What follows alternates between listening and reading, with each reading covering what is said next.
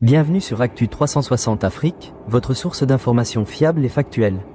Le ministre du Plan et du Développement, Dr Souleymane Diarra a informé, mardi 7 avril 2026, les députés de la Commission des affaires économiques et financières, qui ont adopté à l'unanimité le projet de loi portant plan national de développement, que le besoin de financement public de ce plan pour la période 2026 à 2030 s'élève à 37 933,1 milliards FCFA.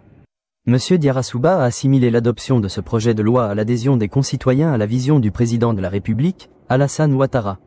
L'adoption de ce projet de loi montre que la vision du président Ouattara est partagée par tous pour bâtir une grande nation de stabilité. Avec l'ambition de hisser la Côte d'Ivoire dans la catégorie des pays à revenus intermédiaires de la tranche supérieure à l'horizon 2030, a-t-il fait observer. Dans l'exposé des motifs, l'émissaire du gouvernement a indiqué que le besoin de financement public de ce plan sera comblé par une mobilisation de 26 794,8 milliards FCFA sur le marché financier, dont 24 554,0 milliards FCFA sur le marché régional et 2 240,8 milliards FCFA sur le marché international.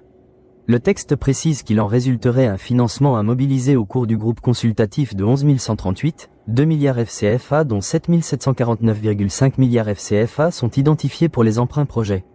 Le PND 2026 à 2030 est structuré autour des 6 piliers que sont paix, sécurité et stabilité durable, modernisation de l'agriculture, consolidation de la sécurisation foncière rurale, accroissement de la productivité et renforcement des chaînes de valeur agricoles, promotion de l'investissement privé des champions nationaux et réduction de l'informalité, développement du capital humain, des compétences et création d'emplois décents, développement des infrastructures stratégiques et des pôles économiques régionaux, transition écologique, résilience climatique et économie circulaire, puis promotion de la bonne gouvernance et modernisation de l'État.